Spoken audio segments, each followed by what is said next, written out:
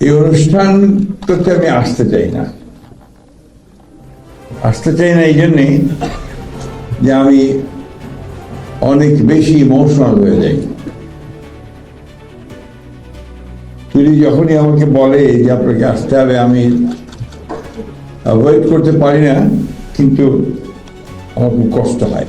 কারণ আজ থেকে দীর্ঘদিন আগে, এই রোজার মাস, আমার এখনো মনে আছে, আমরা বেগম খালেদা জিয়াকে নিয়ে তখন একটা গুলশানে একটা হোটেল ছিল, সম্ভবত প্যালেস আমাদের আলমের, সেখানে আমরা আমাদের এই যারা গুম হয়ে গেছিল তাদের সন্তানদেরকে নিয়ে, পরিবার পরিজনদের নিয়ে ম্যাডাম খালেদা জিয়া সহ একটা ইফতারের আয়োজন করেছিলাম প্রথম। উনিও নেই আমাদের মাঝে, উনি চলে গেছেন।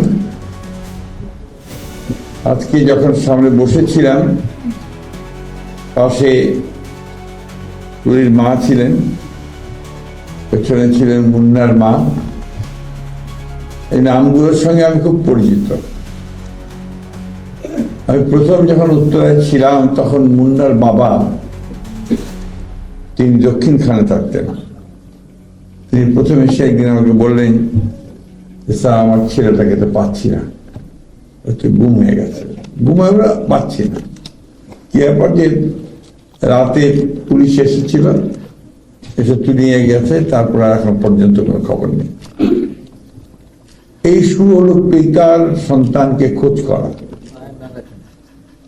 মাসের পর মাস, বছর ধরে খোঁজ করেছে, এমন একটা জায়গা নিয়ে যাওয়ার দিয়েছে, এমনকি ভারতে গেছে, সিমলাতেও গেছে, এবং শেষে অসুস্থ হয়ে মারা গেছে। মুন্নার মা খুব কষ্ট করে এখন ছেলেদের সঙ্গে থাকে, আর অপর মেয়ের সঙ্গে থাকে। প্রত্যেকটি পরিবার অনেক কষ্ট করেছে, করছে এখনো। তাদের ছেলে মেয়েদের ভবিষ্যৎ অনিশ্চিত। আমরা বিভিন্ন জায়গায় বিভিন্ন ভাতা দিচ্ছি, অথচ এই পরিবারগুলোকে, তাদের সন্তানগুলোকে মানুষ করবার জন্য, বেঁচে থাকবার জন্য, ভালোভাবে একটু জীবন যাপন করবার জন্য আমরা এখন পর্যন্ত কিন্তু কোনো উদ্যোগ গ্রহণ করিনি। আমি আজকে আপনাদের সামনে বলছি যে আমি ফিরে গিয়েই আমি মাননীয় প্রধানমন্ত্রীর কাছে একটা চিঠি লিখবো যে আমাদের এই পরিবারগুলোকে সরকারের তরফ থেকে ভাতা দেওয়াটা অত্যন্ত জরুরি, তাদের ভবিষ্যৎ, এটা তাদের প্রাপ্য। আজকে আমরা নির্বাচন করেছি, কেউ মন্ত্রী হয়েছি, কেউ এমপি হয়েছি, কেউ বড় বড় চাকরি করছি, আমাদের সচিব মহোদয় এখানে আছেন, সবাই আমরা ছবি তৈরি করছি, কিন্তু যারা এর জন্য চলে গেছে তারা কিন্তু, সন্তানরা একটা অনিশ্চিত ভবিষ্যতের মধ্যে পড়ে আছে। অন্তত এইটুকু বোধহয় আমরা করতে পারি যে তাদের ভবিষ্যৎটাকে একটু সুন্দর করার চেষ্টা করতে পারি, তাহলেই আমাদের সরকারের আশাটা সার্থক হবে, তা না হলে হবে না বলে মনে করি। আমি বক্তব্য দিতে করবো না। আমি এই সারাটা সংগ্রামে যে হিরো সঞ্জিদা তুলি, যে আমাকে অনুপ্রেরণা জুগিয়েছে, তাকে আমি সবসময় স্মরণ করি, মনে করি, এবং তাকে সত্যিকার অর্থে আমি তাকে হিরো মনে করি। ওই সময়টা আমি জানি এককভাবে কিভাবে লড়াইতে লড়েছে, কিভাবে এককভাবে জেনেভা চলে গেছে, হিউম্যান রাইটস কমিশনের কথা বলেছে।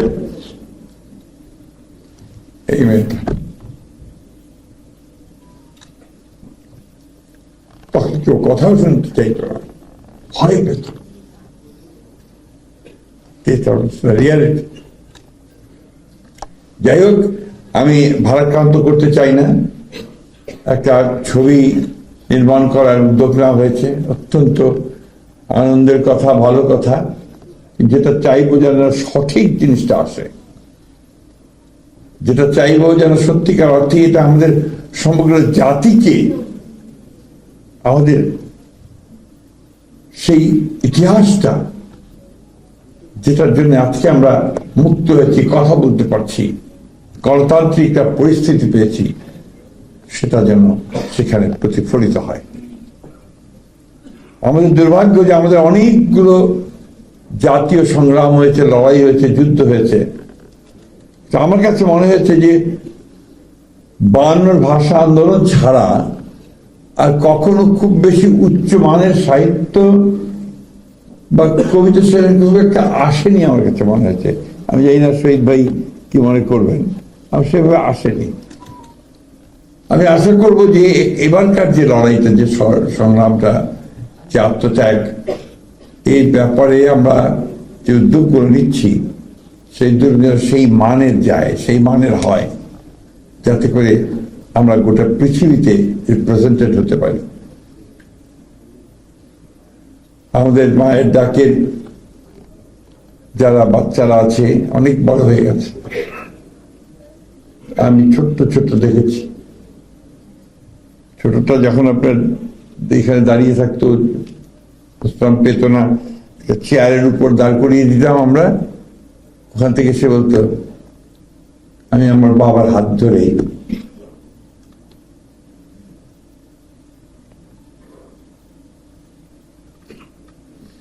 স্কুলে যেতে চাই।